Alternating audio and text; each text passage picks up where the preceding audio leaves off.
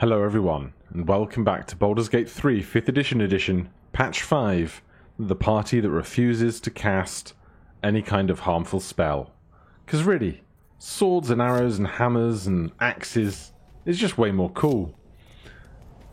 So, coming down here, we have eliminated the adventuring party that we found below, and now it is up to us to take all their stuff. So we're quickly going to do that, mainly with Lae'zel, because she has the highest strength stat that correlates to the highest carrying capacity. Although, apparently, even that is not that much weight. So you have standard carry weight, encumbered, and heavily encumbered.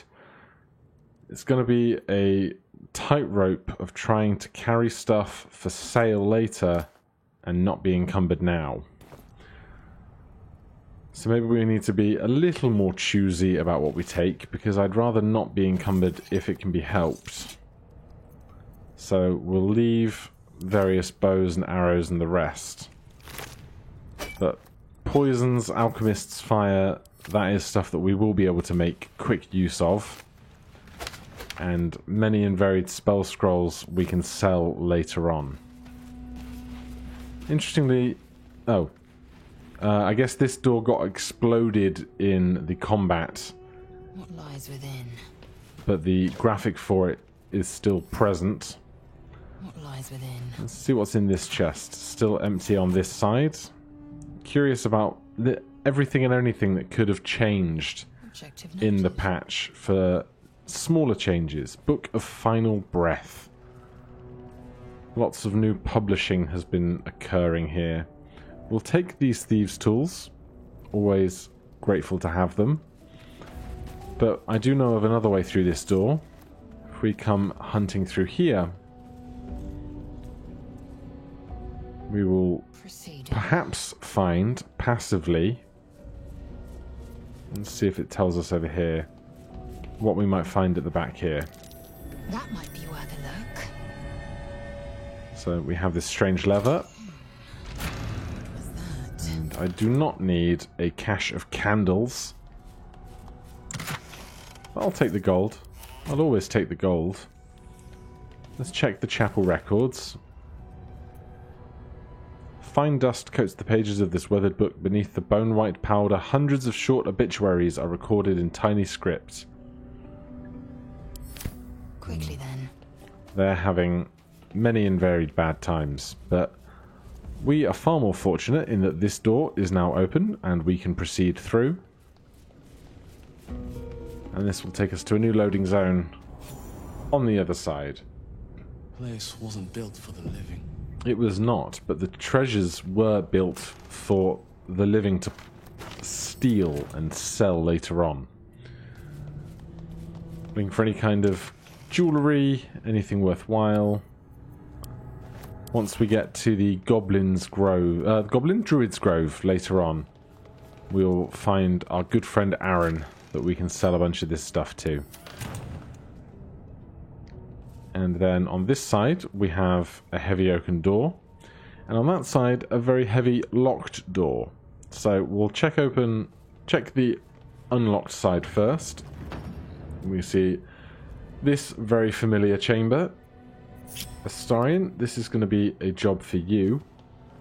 But before we step over, let's just take one precaution. Astarion's carrying all this extra armor. And in a moment, he's going to find himself possibly pillaging some considerably heavy things.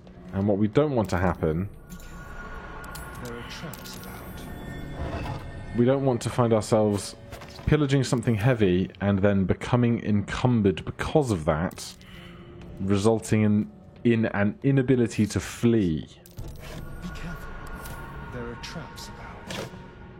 I think this is the ancient door downstairs, where normally we would have found Shadowheart at the start of the game, but that's now been rewritten. I will take a longsword, leave the skulls. Don't need those. Jewellery is great, and then we need to come over to here.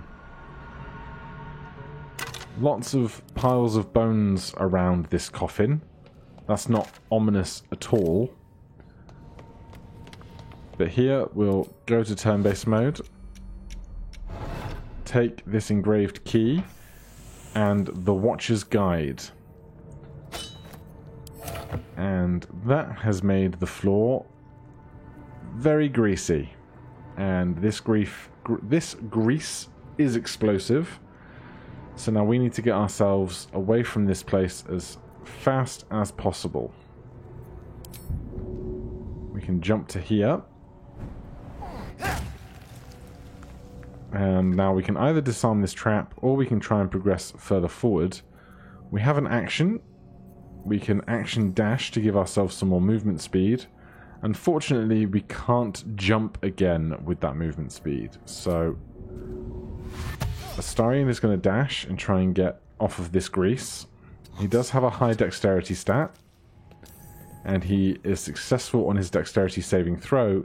So when we leave turn-based mode here, the fireballs begin, but with no humanoid to hit, does not turn into one large grease fire, which I'm very grateful for. So we collected a key, presumably for the other side of this room, and also the Watcher's Guide. Time has dampened this spear's sheen, but the center glows a faint blue. The magic it exudes feels old, terrible, and divine.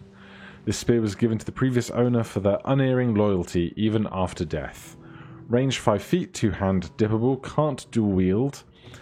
Rush action, Death's Promise. When this spear misses its target, the wielder's next attack roll against them has advantage.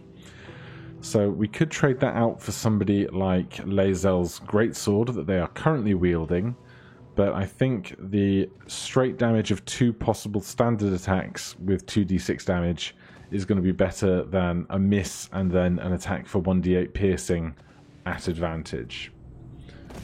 So with the party together once again, we can now get through the locked side over here.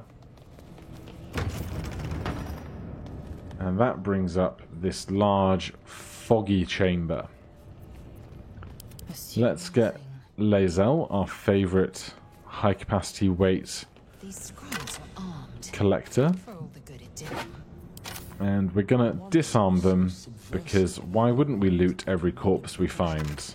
It's not like that's going to have beneficial... not going to benefit us down the line, is it? Let's see. Frobo, you've got carrying capacity at the moment. Who else is around? More scribes? Quarterstaff. And down here, an entombed warrior. Jurgle. I didn't think anyone worshipped the scribe of the dead. That one's empty there. Don't need a jug, thank you very much. One last one here. Scroll of Silence. A heavy key. I'm not exactly sure what that key is for. And a gilded chest hiding at the back here. Obviously not going to pick up the entire chest. That would be a bit unnecessary. Let's see what's going on over this side of things. That might be worth a look. We have found a button. And obviously the thing you do with buttons is push them. Do we want to redistribute our weight at all before we do this? Let's do that. Now we have only one encumbered hero. And even then we might be able to divvy this out a little better. I'm going to need some belts of the hill giant. Get this capacity up. But for now, time to push buttons. Push buttons.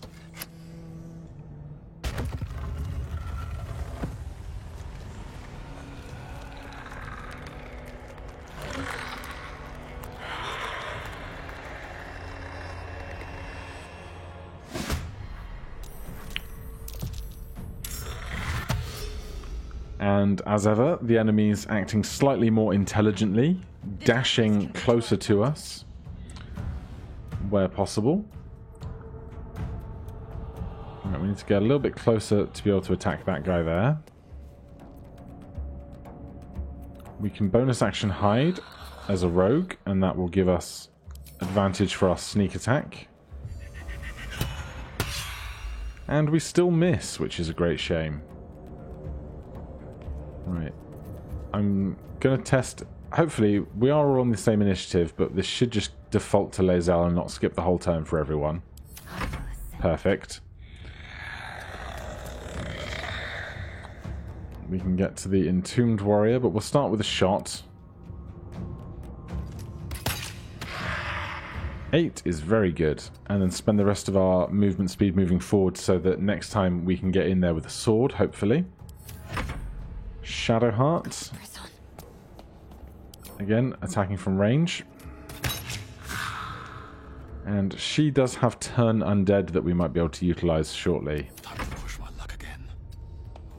And now, we do not have Dark Vision. I'm not sure if that's impacting us too heavily right now. There does seem to be quite the illumination of this statue at the very least. And I think we're going to Action Surge here. And try and get in a second shot for the chance that we might kill this Entombed Warrior and they won't get a first turn attacking us. Not to be today, unfortunately. So, more dashing from these folks.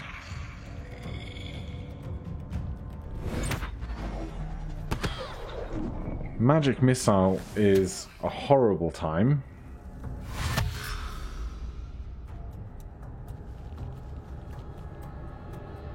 Alright, we have the whole party to go. Astarion and Shadowheart are both quite injured already, which is quite scary. If we threw some grease... grease here, we would get all 3 of them. If we can make sure we aim our shot.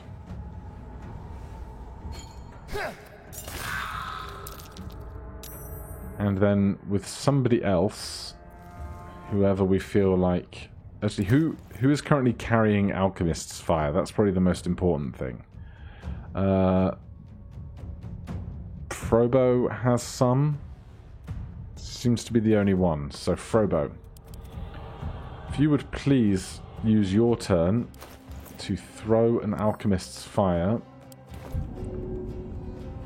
at the closest Entombed Scribe, then that will light, presumably, the rest of the grease. Yep, that's what I wanted. Then bonus action. We don't need to second wind or consume a potion. We can't hide as a non-rogue. So let's put ourselves in front of Shadowheart. Who else hasn't gone? Shadowheart and Lae'zel. Lae'zel, we can now get in with a sword. Excellent.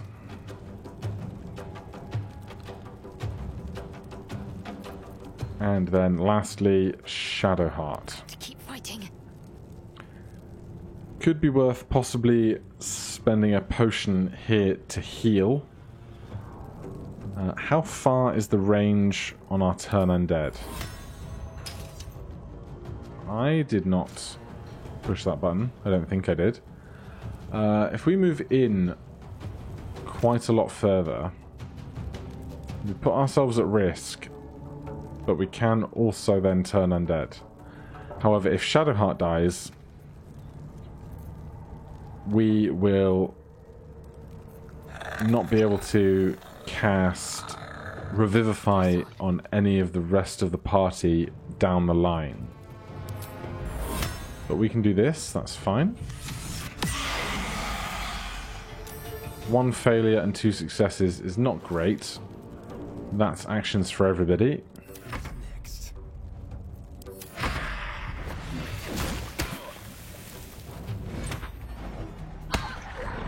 I'm really glad we healed Shadowheart. Okay. Someone is attacking us with magic missile from over here and I hate it. We also need to wake Frobo. But I think right now, bonus action hide as a rogue. Step out to here and sneak attack this entombed scribe. That's perfect. Hopefully they do less in the way of magic missiles now. Who is left up here? Basically everybody, which is terrifying. Because Shadowheart is our healer, and she is not in a good way. Bonus action, consume a potion. Let's just hope we can take somebody out. They're turned, so we'll leave them. That's not great. Right. Shadowheart is retreating. Bo is sleeping, and Lae'zel is awake. We're going to use the help action to wake Bo up, because Bo is better with a ranged weapon than Lae'zel is. And they do still get to take their turn, which is ideal. 4 damage, so close. He is not injured to need to use second wind.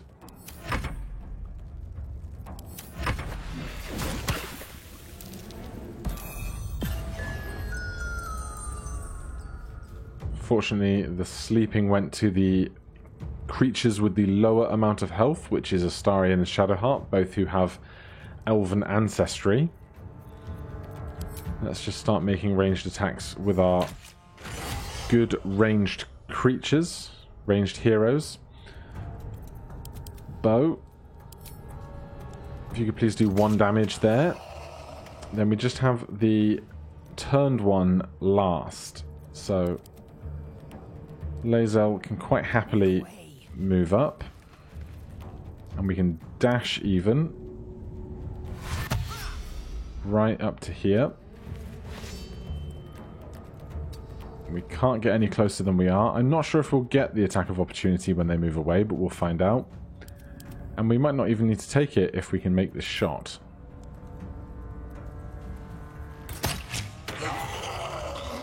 Good teamwork. Right, we are all stood together again. I think a short rest is apt, considering how injured we all are. The fighters on the short rests get back their second wind and their action surge. Of course, action surge only available during actual combat. And Shadowheart has something to say. Rising from the dead just to protect some dusty baubles. Fools. Couldn't agree more. Besides, what do the dead have for need of Trinkets possessions? may be worth a few coins all the same. Because that is our baddie's prerogative. Pillage, kill, steal. We are not the good guys this time round. We will take all of the gold. I don't know why this gold magically appears after they die, but sure. And there's one more over that side. We'll worry about that as we leave, because for now, there is a conversation to be had in here. A lot of effort to hide one sarcophagus. Let's light up some more of these candles, please.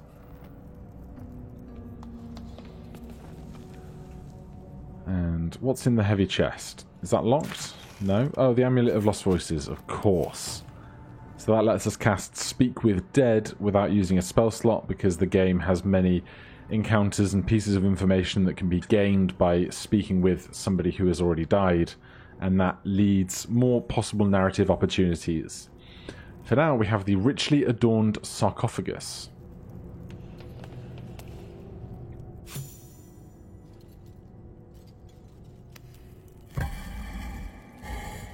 Our very strong fighters doing their thing.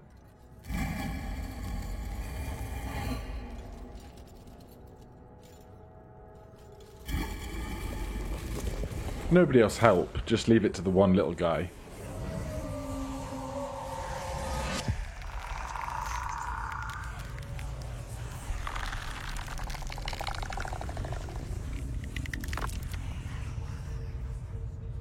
So he has spoken, and so thou standest before me.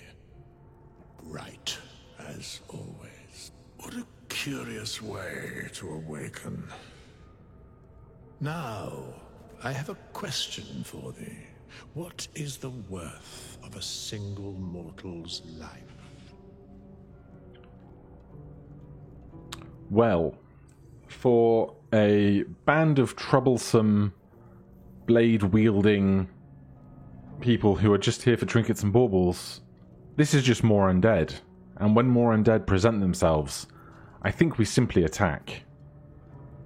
Dull your weapons as you wish.